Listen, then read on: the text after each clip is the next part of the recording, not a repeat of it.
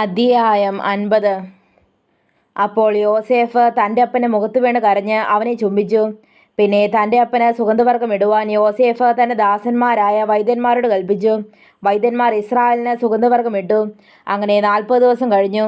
സുഗന്ധവർഗ്ഗം ഇടുവാൻ അത്ര ദിവസം വേണ്ടിവരും. മിസ്രൈമ്യർ അവനെക്കുറിച്ച് 70 ദിവസം വിലാപം കഴിച്ചു. അവനായുള്ള വിലാപകാലം കഴിഞ്ഞപ്പോൾ യോസേഫ് ഫറവോൻ്റെ ഗൃഹക്കാരോട് സംസാരിച്ചു. നിങ്ങൾക്ക് എന്നോട് ദയയുണ്ടെങ്കിൽ നിങ്ങൾ ഫറവോനോട്, എൻ്റെ അപ്പൻ ഇതാ ഞാൻ മരിക്കുന്നു, ഞാൻ കനാൻ ദേശത്ത് എനിക്ക് വേണ്ടി വെട്ടിയിരിക്കുന്ന കല്ലറയിൽ തന്നെ നീ എന്നെ അടയ്ക്കണമെന്ന് പറഞ്ഞ് എന്നെക്കൊണ്ട് സത്യം ചെയ്യിച്ചിട്ടുണ്ട്. ആകയാൽ ഞാൻ പോയി എൻ്റെ അപ്പനെ അടക്കി മടങ്ങി വരുവാൻ അനുവാദത്തിന് അപേക്ഷിക്കുന്നുവെന്ന് ഉണർത്തിപ്പീനെന്ന് പറഞ്ഞു. നിന്റെ അപ്പൻ നിന്നെക്കൊണ്ട് സത്യം ചെയ്യിച്ചതുപോലെ നീ പോയി അവനെ അടക്കുക എന്ന് ഫറവോൻ കൽപ്പിച്ചു. അങ്ങനെ യോസേഫ് അപ്പനെ അടക്കുവാൻ പോയി. ഫറവോൻ്റെ ഭൃത്യന്മാരും കോവിൽ അധികാരികളും മിസ്രൈം ദേശത്തിലെ പ്രമാണികളും യോസേഫിൻ്റെ കുടുംബമൊക്കെയും അവൻ്റെ സഹോദരന്മാരും പിതൃഭവനവും അവനോട് കൂടെ പോയി. തങ്ങളുടെ കുഞ്ഞുകുട്ടികളെയും ആടുമാടുകളെയും മാത്രം അവർ ഗോശൻ ദേശത്ത് വിട്ടേച്ചു പോയി.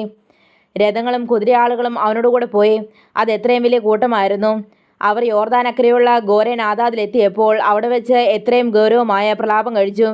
ഇങ്ങനെ അവൻ 7 ദിവസം തൻ്റെ അപ്പനെക്കുറിച്ച് വിലാപം കഴിച്ചു. ദേശനിവാസികളായ കനാന്യർ ഗോരേനാദാദിലെ വിലാപം കണ്ടിട്ട് ഇത് മിസ്രൈമ്യരുടെ മഹാവിലാപം എന്ന് പറഞ്ഞു.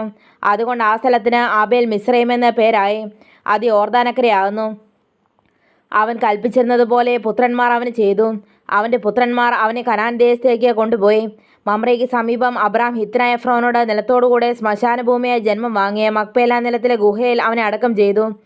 യോസേഫ് അപ്പനെ അടക്കിയ ശേഷം അവനും സഹോദരന്മാരും അവൻ്റെ അപ്പനെ അടക്കുവാൻ കൂടെ പോയിരുന്ന എല്ലാവരും മിസ്രൈമിലേക്ക് മടങ്ങിപ്പോന്നു.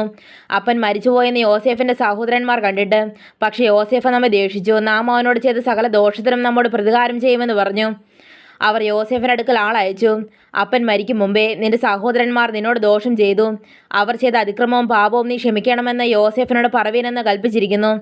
ആകയാൽ അപ്പൻ്റെ ദൈവത്തിൻ്റെ ദാസന്മാരുടെ ദ്രോഹം ക്ഷമിക്കണമേ എന്ന് പറയിച്ചു. അവർ യോസേഫിനോട് സംസാരിക്കുമ്പോൾ അവൻ കരഞ്ഞു. അവൻ്റെ സഹോദരന്മാർ ചെന്ന് അവൻ്റെ മുൻപാകെ വീണു.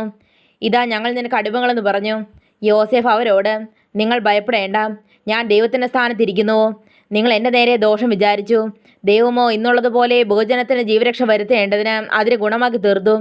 ആകയാൽ നിങ്ങൾ ഭയപ്പെടേണ്ട, ഞാൻ നിങ്ങളെയും നിങ്ങളുടെ കുഞ്ഞുകുട്ടികളെയും പോറ്റി രക്ഷിക്കുമെന്ന് പറഞ്ഞ് അവരെ ആശ്വസിപ്പിച്ചു, ധൈര്യപ്പെടുത്തി.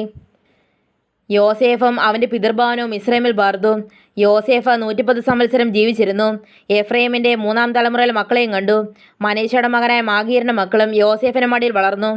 അനന്തരം യോസേഫ് തൻ്റെ സഹോദരന്മാരോട്, ഞാൻ മരിക്കുന്നു, എന്നാൽ ദൈവം നിങ്ങളെ സന്ദർശിക്കുകയും ഈ ദേശത്ത് നിന്ന് താൻ അബ്രാഹാമിനോടും ഇസാക്കിനോടും യാക്കോബിനോടും സത്യം ചെയ്ത ദേശത്തേക്ക് കൊണ്ടുപോവുകയും ചെയ്യുമെന്ന് പറഞ്ഞു.